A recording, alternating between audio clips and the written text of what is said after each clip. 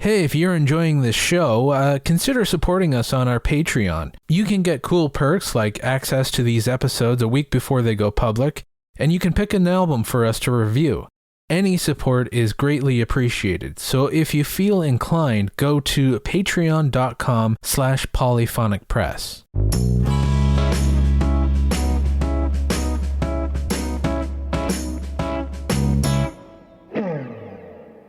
You're listening to Polyphonic Press, a podcast for music lovers. Join your hosts, Jeremy Boyd and John Van Dyke, as they take a deep dive into a classic album and analyze it track by track.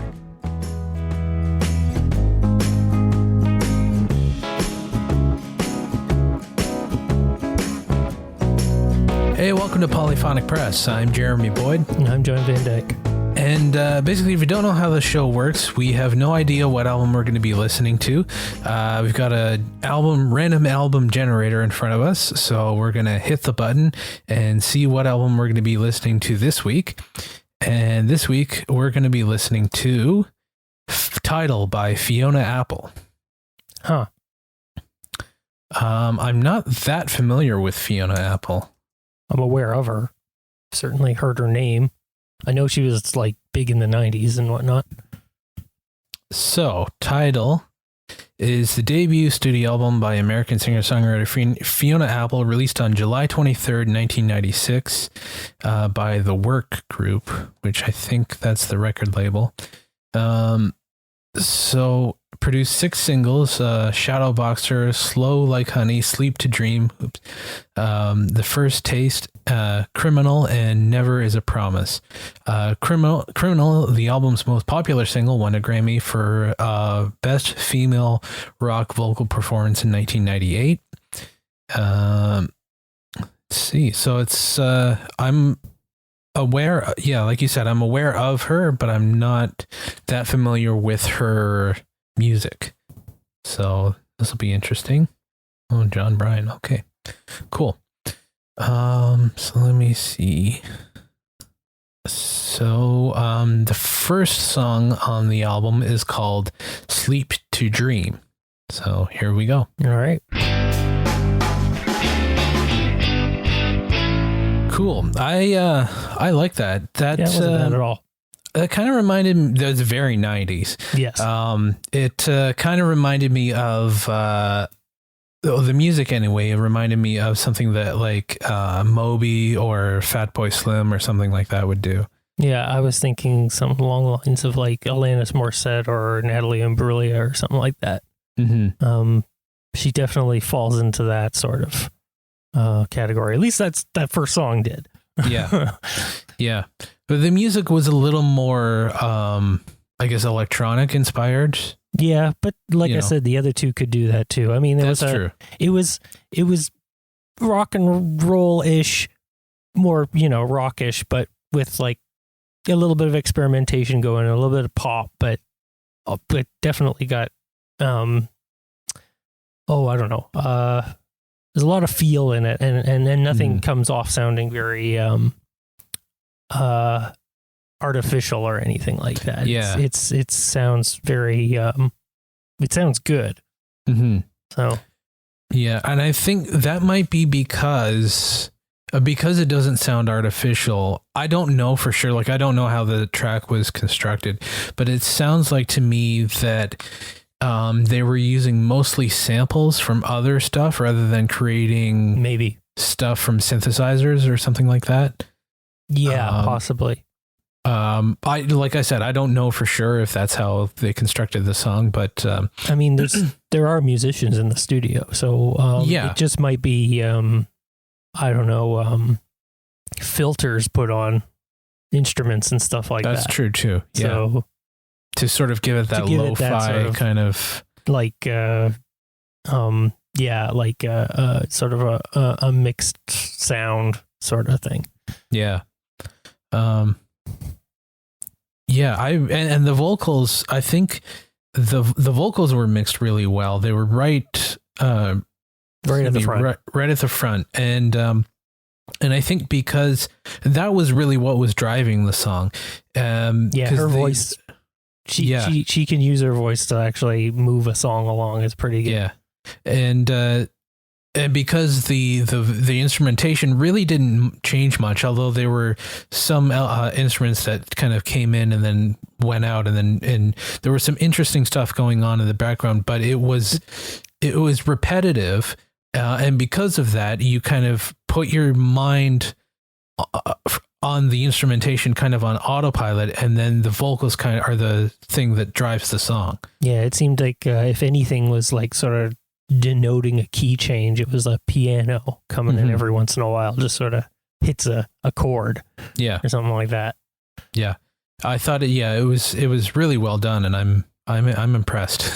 Yeah, and I loved some of the other ambient stuff going on in the back, which was it sort of gave it that dreamy feel.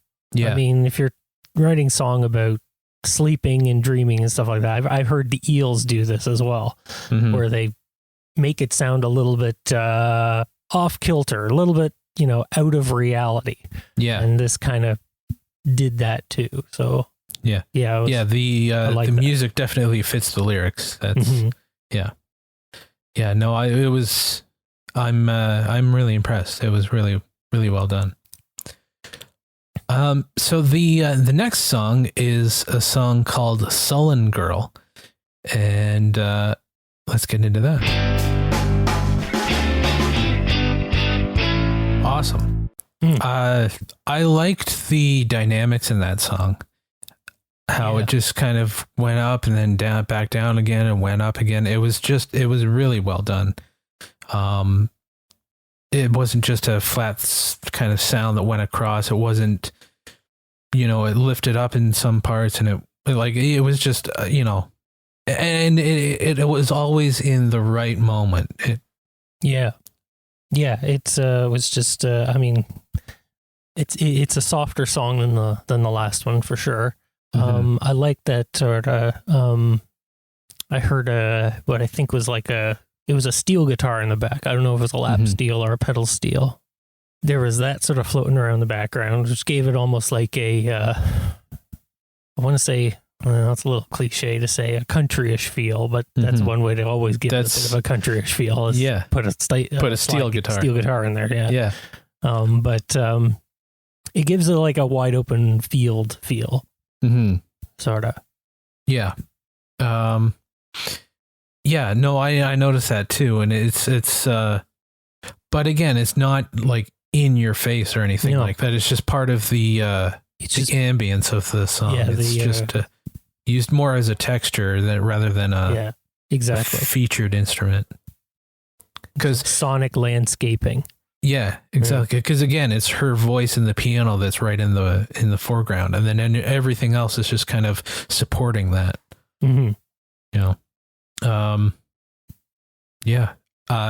It's a beautiful song too. I mean, it's I can't really see like doing anything else with it or anything I could add or subtract or anything like that.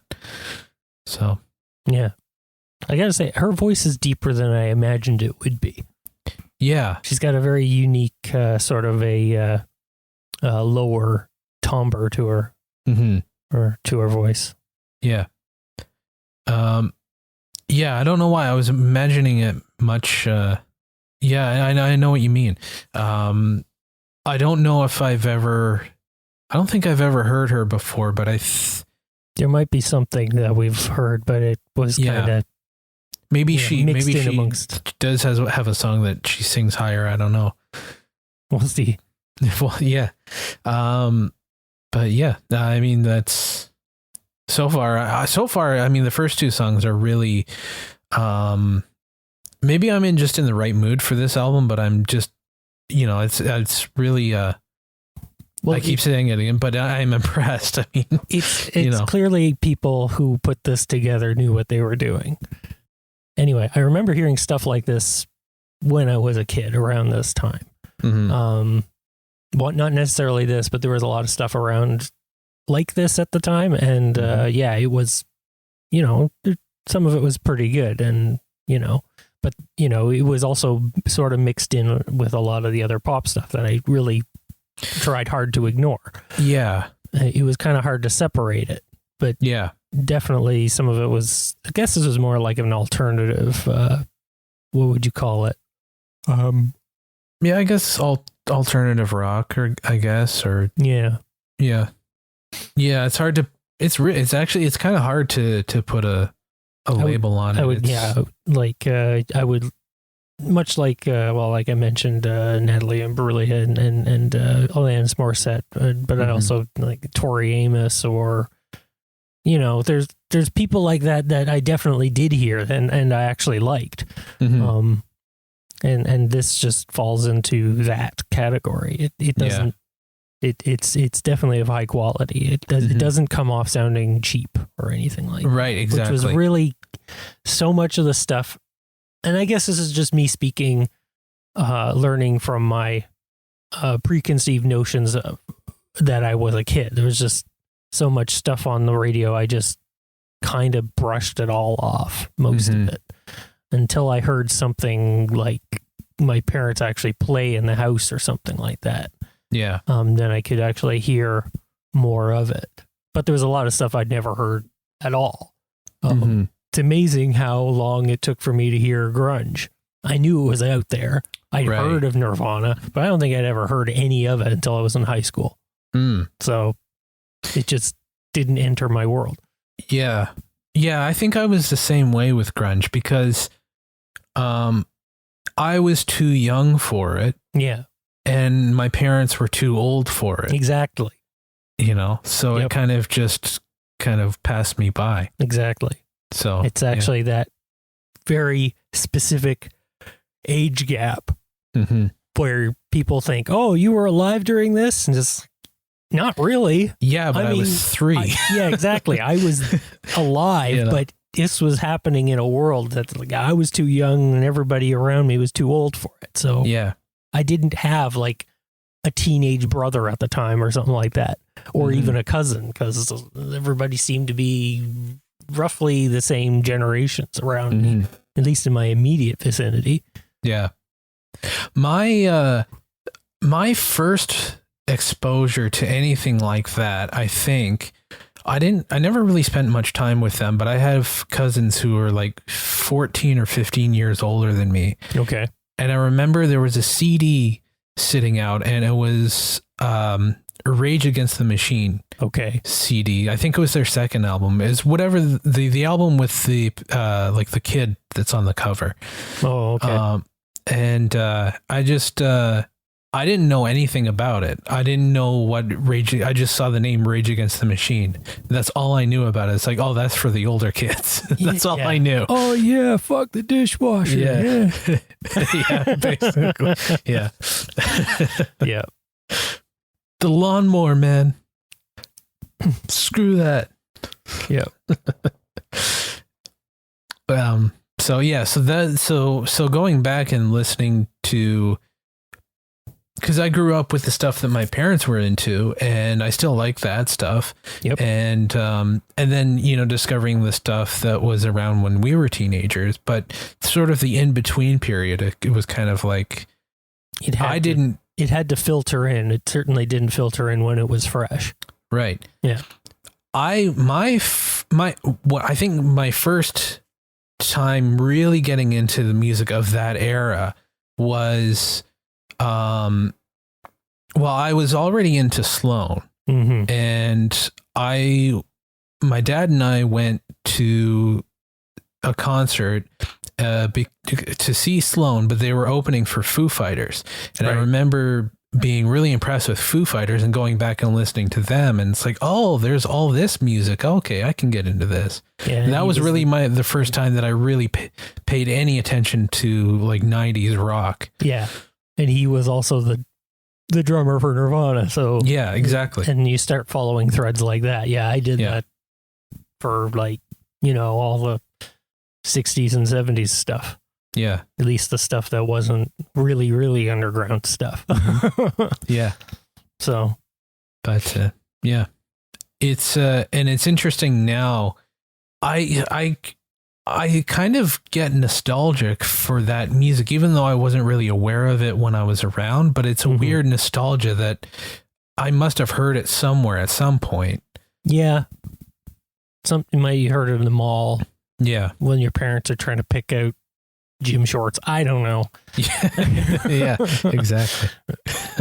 Yep. You're standing around doing nothing, but there's this tinny speaker above you that's playing whatever hit on the radio at the time. So exactly. Yep. Yeah.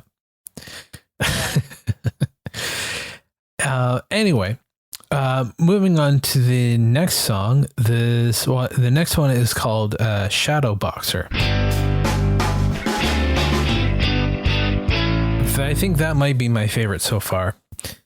One of the things that stuck out to me, and they only did it once, is the transition between the first chorus and the second verse. There was a little instrumental break, and it's just there. I think it's a vibraphone that they were playing, and it just kind of transitioned out of the chorus, and there was a little instrumental break, and then the vibraphone did this chromatic thing going up, and it just kind of set up the second verse, and I thought that was a really interesting transition. That's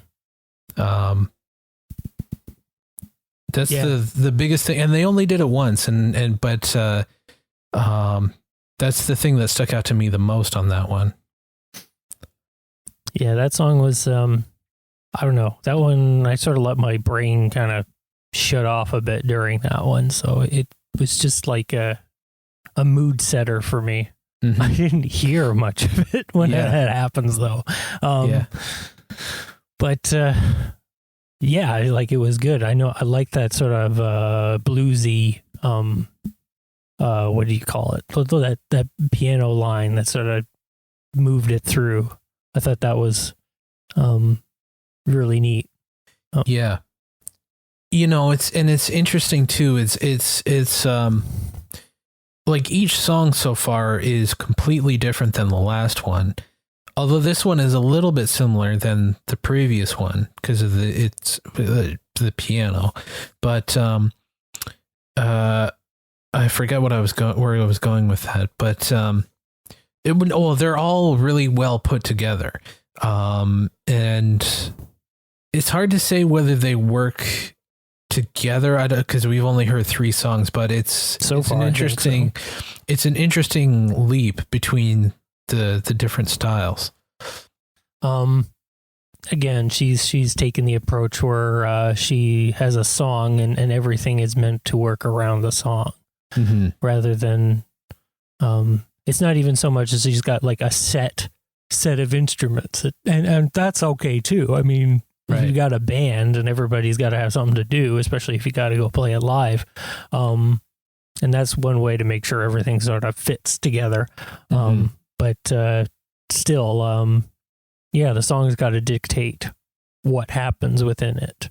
Right. And yeah, she's definitely let that happen to the extent where she can sort of decide who, if something comes in at all, or whether it's put aside and only shows up for, a song here, a song there.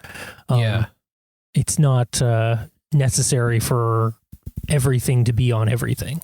Right. So it's like she's not working off of a formula or anything like that. It's sort of like song by song, whatever the song calls for, that's what they go with. And I guess that's the difference between having like a band setup and a solo artist setup. Yeah. And there's no right or wrong way to do it. It's whatever kind of record you want to make.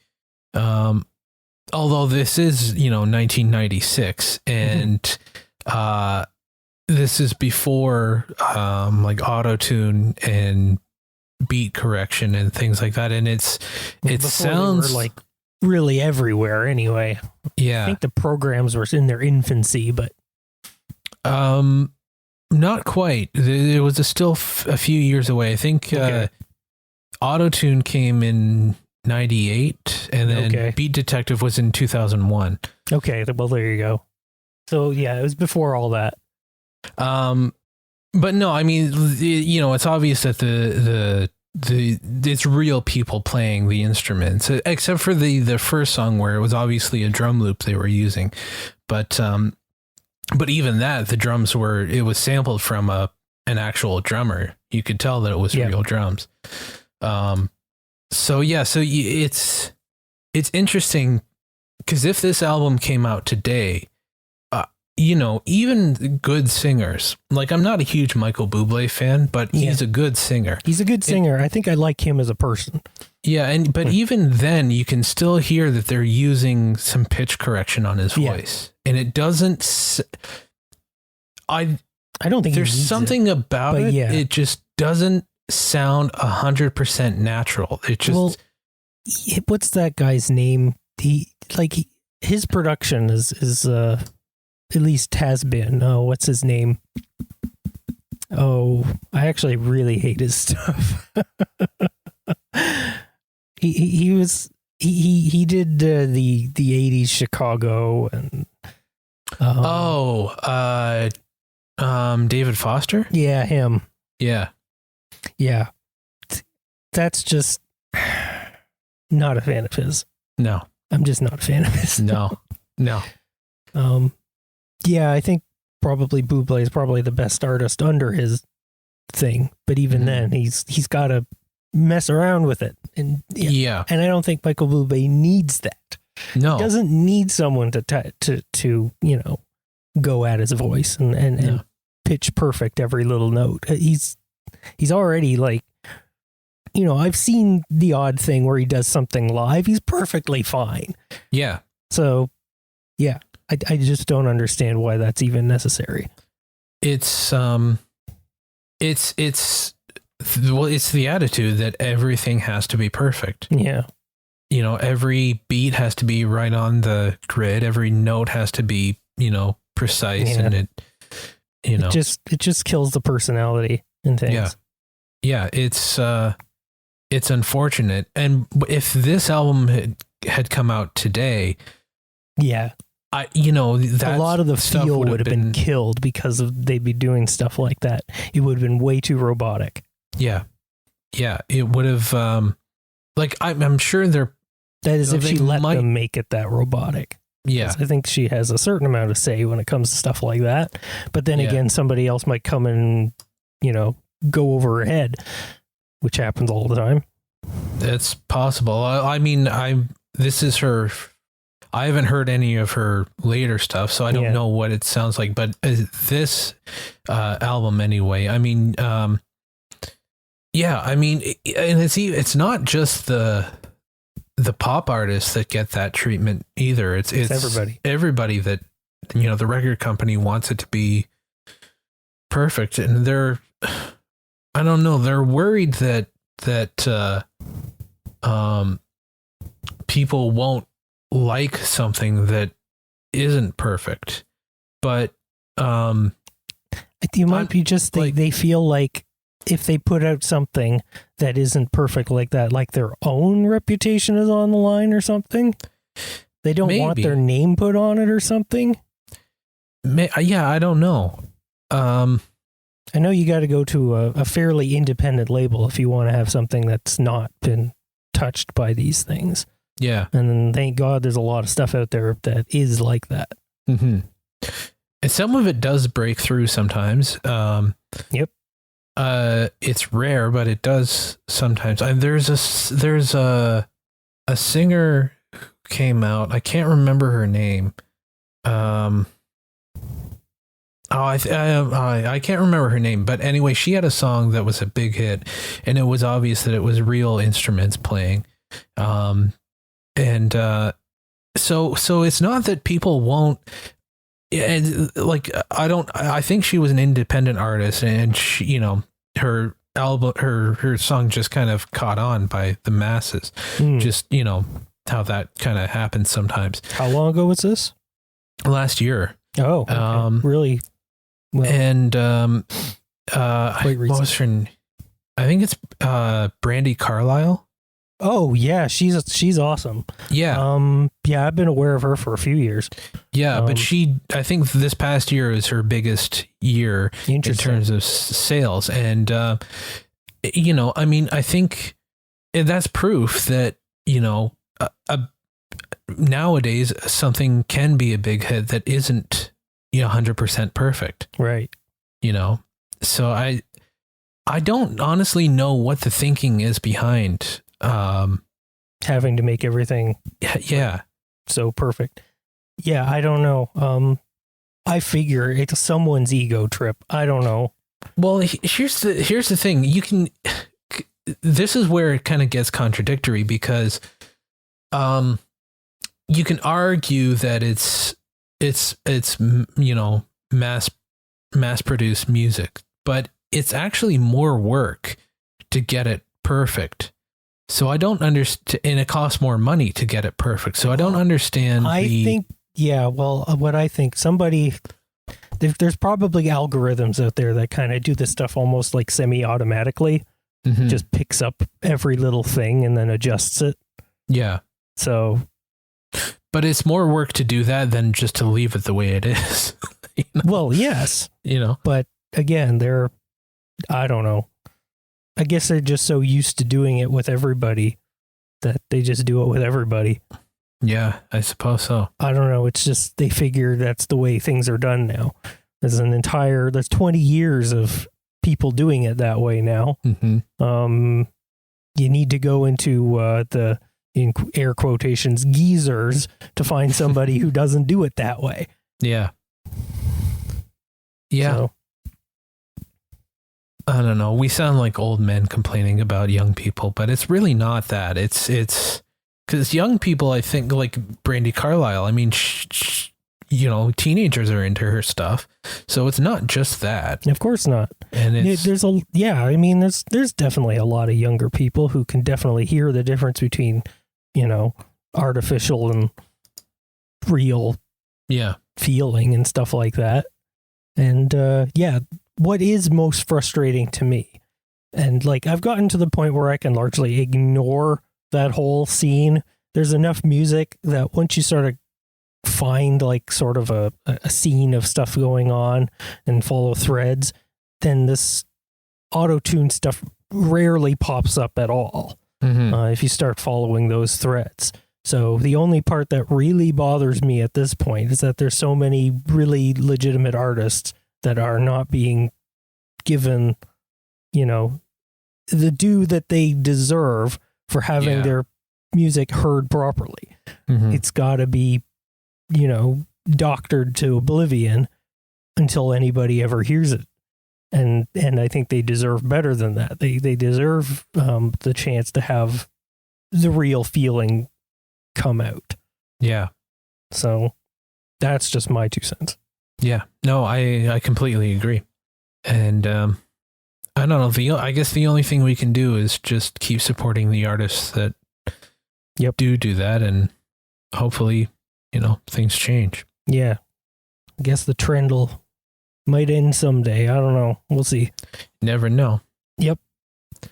But anyway, moving on to the next song. This was the bigger hit on the album, and it's called Criminal. Cool. I like that they didn't fade it out. Like they kept it going at the end for a little bit there. It sounded like they were planning on it, and they said, no, fuck it. It's too good. This is, there's cool stuff going on there. Again, this is the studio, like, I'm sure it gets faded out on the radio. Oh, probably, the hit. But yeah, on the album, they let it sort of fade out on its own, rather than fading it out with a fader. Yeah. So. Yeah. Sort of a return to the style of the first song a little bit. I can see why it was a big hit. I think I have heard that song somewhere. Maybe. I think that one passed me by. If I heard it, it was like once, maybe. Yeah. But it sounds like something that was probably put on the radio at the time. So. I like this song. It has a lot going on in the background, but it the beat is just kind of pulsing, and it's her voice that's driving it. Yeah. It's everything. There's a lot going on behind it, but it all slots together. It's busy, but not over busy. Mm-hmm. It's got it fits together like a well-oiled machine. Yeah. Yeah.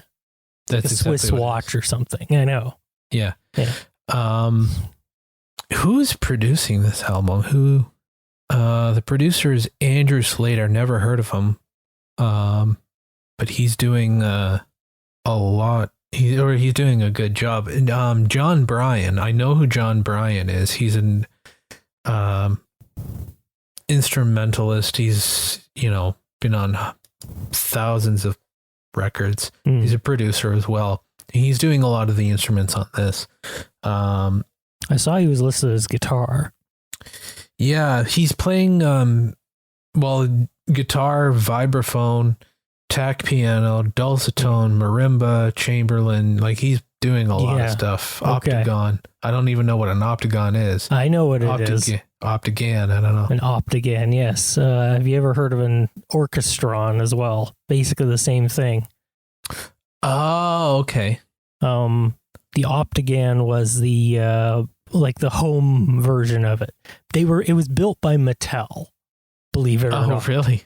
Yes, in the late 60s into the early 70s. And what it is it would take a disc, it's like a clear acetate sheet, and it had like sound waves sort of like represented in it. Like it's like transparent. It'd be sort of like a brownish, grayish piece of, it looked like film or something like that. Mm-hmm. But it's got these sound waves sort of printed on it, kind of like, spiraled like a record or something like that.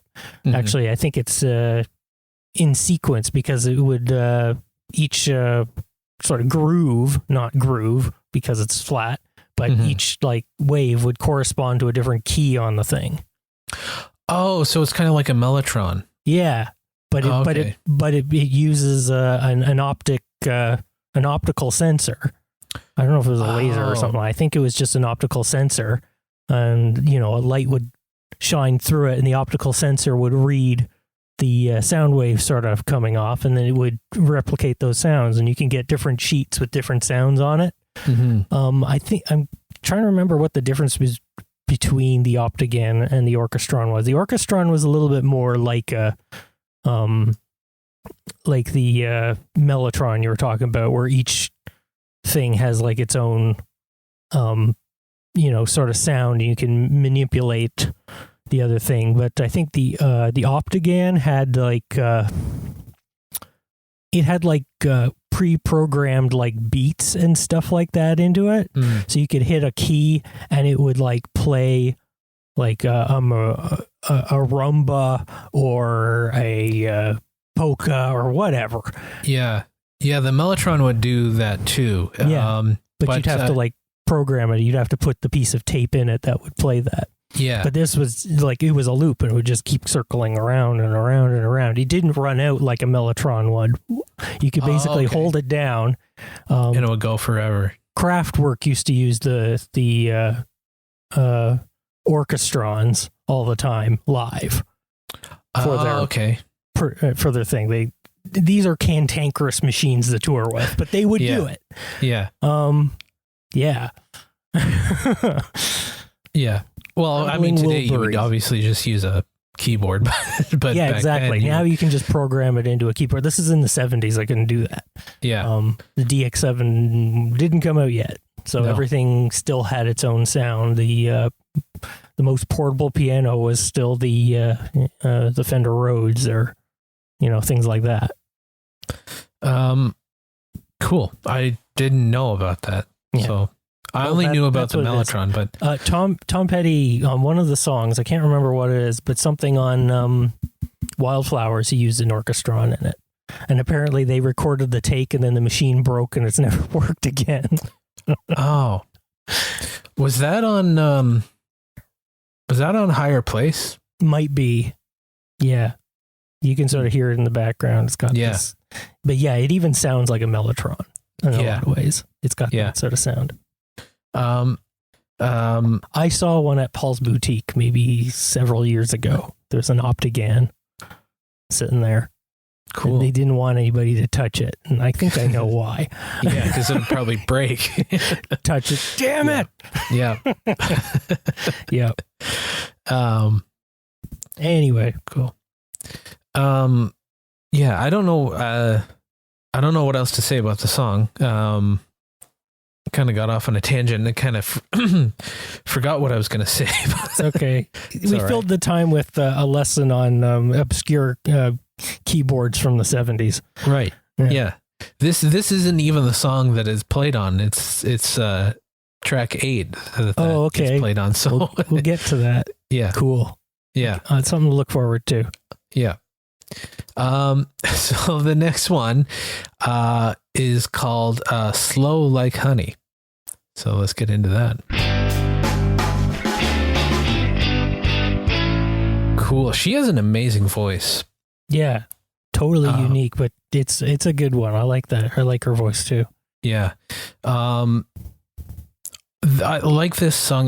This song is more, it's, I could hear her voice more, and I think it's because this was more of an intimate sort of song.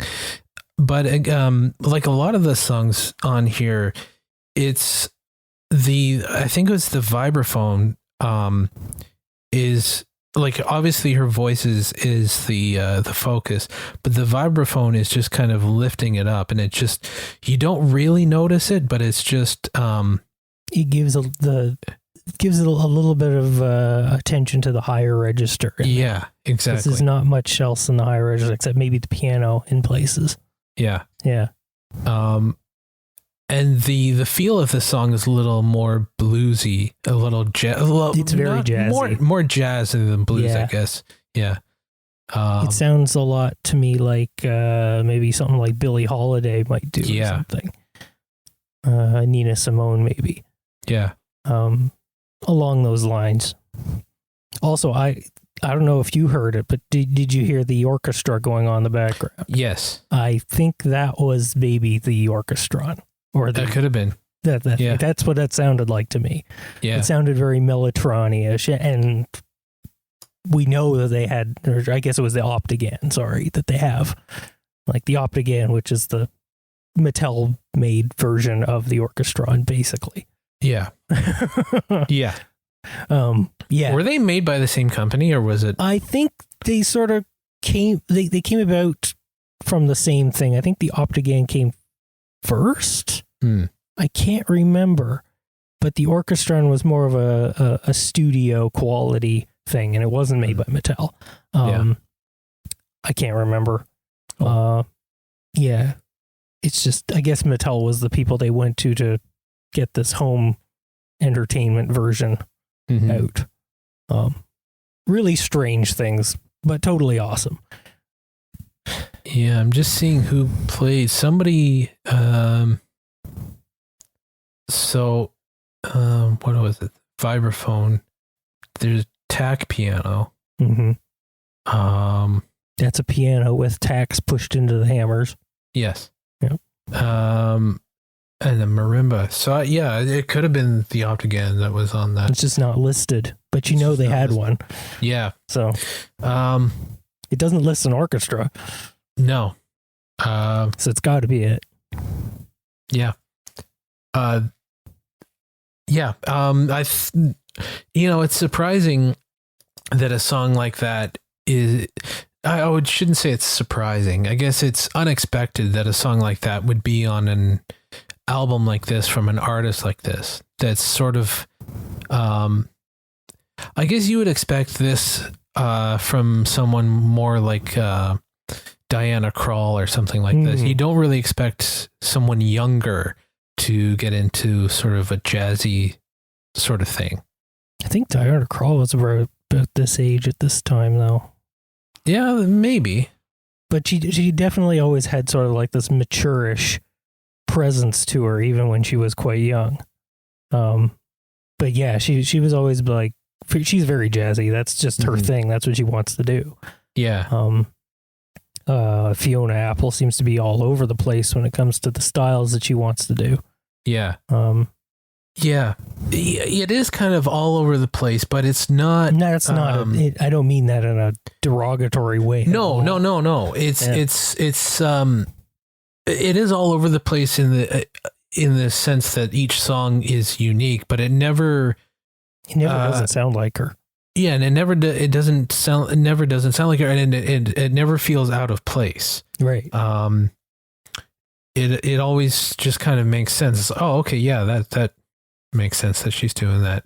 What I'm saying is, like, a song like this, she's versatile. She's versatile, yeah. And it's not, I wasn't expecting it, but it also, when I get into it, it's like, oh, it makes total sense that she would do something like that. Yeah. But then again, we were hardly familiar with her. So honestly, what were we expecting? Right, exactly. Yeah. Yeah, that's true. Yep. Yeah. But yeah, so far I'm, like I said, I keep saying I'm really liking this album and very impressed. Yeah, it's a good one. So the next song is called The First Taste. So let's hear that one. Cool. That was different. A little more pop. It had sort of a Latin feel to it as well. Yeah.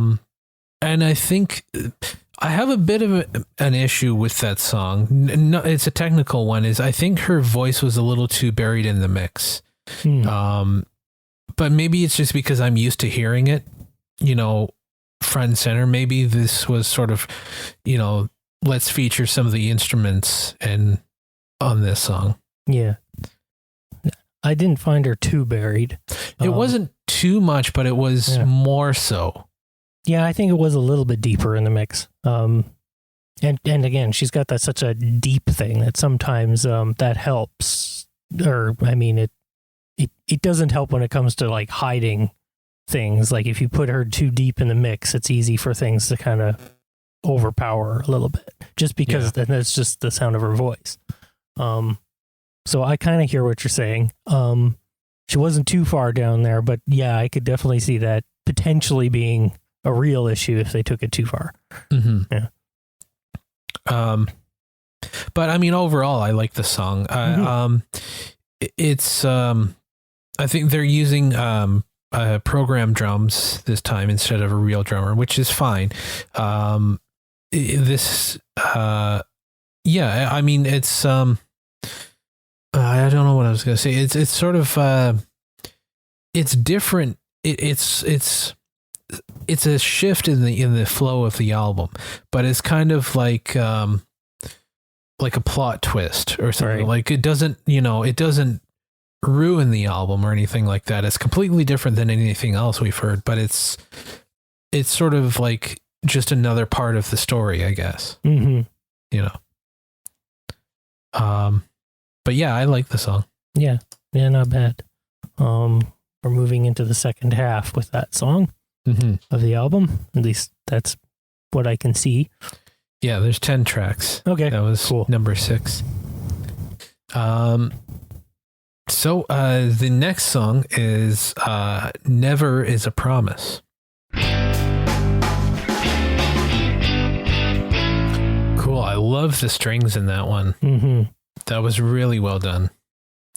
And I like how it ends. It's just kind of falls apart at the end. And I thought that was cool. Yeah, that was quite a nice song. It's again, a different pace than everything else that's going on in the album. That was probably the most intimate of the songs. Slow Like Honey was like so far, I think that was like the second most intimate. Like she started to get like really almost like she's whispering in your ear or something like that. Mm-hmm. This one is deeper yet again. So yeah, it's just keep piling on more layers. Mm-hmm. And her piano playing is really great, and she's just really talented and just really great songwriter. And I mean, it's amazing that this is her first album and she's 19 when she's recording this. Oh, wow. So that's Yeah, pretty some impressive. people just have this thing about them. Yep. Yeah. Yeah. I wish I had that. Yeah. Well, Yeah. we can sort of do the music thing. I've never been good with lyrics. No, me either. Yeah. Anyway, Yeah, let's move on to the next track, I suppose. Yeah. The next one is the one where they actually listed the Optigan. Optigan. Yes. Yes. This is called The Child Is Gone. Cool. Another bluesy kind of thing. Yeah. That was cool. And you notice the opening sounds on that. That was the Optigan playing one of its rhythm things. It was really, really, okay. distorted and everything, but that was it. Yeah. Oh, okay. Cool. Plus, they also used it for some of the orchestra sounds in the background. Yeah. Which you can hear. So, yeah, that sounded cool. I like that. I thought, since we've been talking about the Optigan so much, I thought I'd point out what it actually was doing in that song. Yeah. So cool. Yeah, that was, there's not much else I can really say about the song. I mean, it's great. It's another bluesy sort of jazz blues kind of thing. Yeah. Which, again, wasn't really expecting that from her, but I don't know what I was expecting from her. Right. Yeah. But, yeah, this was, it sort of falls in line with that one earlier blues one, not the jazzier one. This is a little bit more on the bluesier side. Yeah. Trying to pinpoint like what type of a blues sound was that. I guess it's kind of like, yeah, I don't know. It's, trying to think of a bluesy piano. Maybe kind of like Ray Charles. Yeah, something like that. Yeah, that kind of R&B sort of soul, I guess. Yeah, it's definitely sort of a soul thing, but it's on the bluesier side of the soul even. So yeah, but yeah, it's good. Yeah, yeah. There's not much else I can say about it. So the next song is called "Pale September."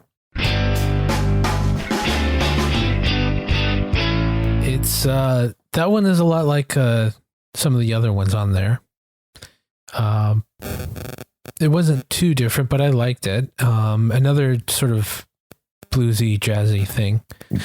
I'm really liking the vibraphone on these songs. It's really fitting in nicely. It really does give it that. It's a really good counter to her deep voice. It really.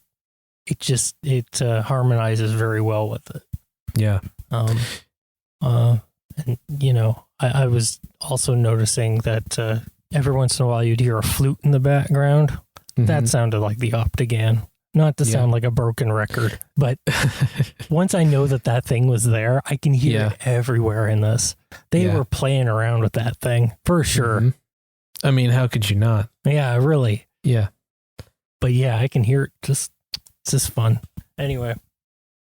And there was, you could hear the tack piano in there as well. Yep. And that's always an interesting sound. It's was the tack piano, did that come after, Pet Sounds and like Brian Wilson playing around with piano sounds, or was that? I wouldn't be surprised if he did that, but I think the tack piano, I don't know who came up with it, but I know it's a trick that has been used in the industry for a while. Especially, it was it's a practical effect. Before they started messing around digitally with everything. It just sort of gave a piano a little bit more of a honky tonk sound, or a little bit more of a hammer, a harder, hit with the hammer. I mean, you got a metal tack hitting your string instead of a piece of felt. Right. So, yeah, it's, it sounds cool. I mean, yeah, I guess, before electronic effects, you had to you had to be inventive. Like, I would like to have been there when they invented the mute on a trumpet. So it's like, oh, that's a weird sound. People would use the end of the end of plungers, toilet plungers, and just hold it up, and it would make that wah wah wah wah wah wah. Exactly. The thing. Yeah. I honestly think that just might be where, like, they started doing that, I think, around like the teens and 20s. And I wouldn't be surprised if some guy decided he wanted his trumpet to talk. It could have been a joke, and he used a toilet plunger. Yeah. And it caught on. Yeah. Because it was this real, and it gave that sort of sleazy Bordeaux sound to like jazzy trumpet and trombone sounds and whatnot. It's, it just, where it's like, what mind would come up with something like that? It's like, oh, I mean, I know people with minds like that. Yeah. But yeah, totally. Well, I guess that's a good indicator that we've got one song left. Yep. And the last song is called Carry On. So here we go. Carrion, as in, I think, carrion. Generally, it's like rotten meat that buzzards eat. Oh, okay. Fun. That's a fun uplifting cheery stuff. Yeah, exactly. Yep. All right, here we go. Cool. Ending things on a psychedelic note. Mm-hmm. That was cool. That was a cool way to end the album. Yeah, that was pretty cool. Yeah. You didn't hear much guitar on this album, but there's quite a bit of it in that last one. It was kind of cool. Compensated for the lack of guitar at the end. Yeah, there was like the sort of just like that cleanish sort of rhythm that sort of started it off, but then of course there's that really twangy, sounded like a Fender Jaguar or something like that, suddenly just going a little loopy in there at times. Yeah. It's quite fun. Yeah. I associate that guitar tone with the Beatles for some reason. That's very Beatles guitar tone. I'm trying to think where I know I've heard like a tone like that. Yeah, I guess the Beatles sort of use that, but I know I heard something a little bit more from this period, and I heard it, and I'm trying to pinpoint it, and I can't. It doesn't seem to want to come to me. I think Mike Campbell used that guitar tone quite a bit. Maybe Wildflowers or somewhere on Wildflowers, or maybe on Echo, maybe somewhere. Yeah, maybe. Could be. Oh, maybe I was sort of thinking of sort of like the Gretschy sounds like from Blue Rodeo or oh yeah, what's that one? Diamond Mine. Oh, there's Diamond Mine, but I'm thinking of 5 Days in May. Oh yeah, some of the guitar work of that, which is really, really good guitar work. Mm-hmm. Yeah, they're a pretty underrated band. They really are. They deserve more attention than they get. Yeah. At least outside of Canada, inside Canada, they're pretty well known. Mm-hmm. Yeah. Anyway, yeah, I've always loved those sounds. Yeah. I like that it had the two. It's almost like two separate recordings sort of edited together. I thought that was really cool. Well done. And with the way the feel just completely shifted from the verse to the chorus. Yeah. And it's sort of like this album is like sort of the through line is that sort of bluesy jazz feel. Mm-hmm. But like every 2 or 3 songs, it's like something completely off the rails from that. Yeah. Yeah. And it starts on that. Yeah. It starts from more of that sort of alternative rock pop sort of thing. Yeah. Yeah, it does. Yeah. To hear that first song is not really going to tell you what else is on the record. Yeah. It's still a pretty good indicator of the quality. Yes. Of the stuff coming on the record. Yeah, pretty decent record. Yeah, I knew practically nothing about her, but yeah, I'm impressed. This first record was that's quite the album she put together at the age of 19. I know. Yeah, that's yeah, that's crazy. And I want to go and listen to the rest of her discography. She's got, I think, 5 or 6 more albums. So, I pleasantly surprised with this. I know I say that at the end of every episode, but almost every episode, but I really am. I mean, this is, it's on the list of greatest albums of all time for a reason. And, yep. It's, I thought it was amazing. Definitely a fan of this album. So, yeah. Yep. Yeah. I don't have much else to say. No, I think we we've pretty much said our final thoughts on the thing. Yeah. And once again, that Optigan, I could hear it with doing the orchestra sounds and in parts on that last track too. So yeah, no, that's another thing that if you know it's there, you'll hear it in everything. It's funny. It's just like they found a way to work it in. It's only listed on the one song, but I can hear it in all these other little things. It's just doing small parts here and there. Yeah. Yeah. So much fun. It's one of those things. Yeah. It's once you know it's there, you can't unhear it. Yep. So yeah. Well, you still have to sort of sit and listen for it, but I've heard it lots of places. So yeah. Just that unmistakable sort of mellotron-y sound. Yeah. Oh, an orchestra through an orchestron or a mellotron has got this very unique sort of warbly, what's the word? Decayed sound to it that just, and you can't make an orchestra play that. You can get sort of that thing and maybe sort of filter it, but yeah, it's just got this very unique sound. Mm-hmm. Yeah, and it's it just it ties everything together. Mm-hmm. It's and that sound along with the vibraphone and everything, like it's just those sounds really just lift everything up. And it's one of those things. I'll say this.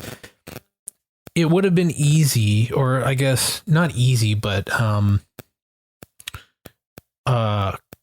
common, I guess, to use like a B3 organ or a Fender Rhodes or something like that. But there was a little bit of a sounded like a B-ish organ. Yeah, there was track. A little bit of that, but it would have been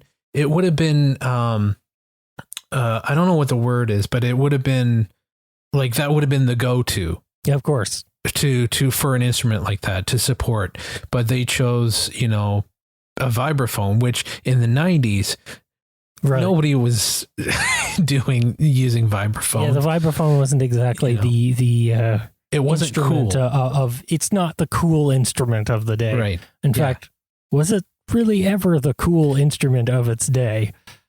Maybe one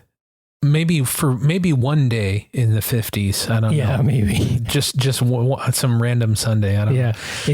It definitely had a more of a presence around that late 50s, early 60s. It's what you sort of associate with almost like a bossa nova sound or something like that. Yeah. Or that loungy, jazzy sort of thing. Not that 70s stuff, but generally the earlier stuff. Yeah.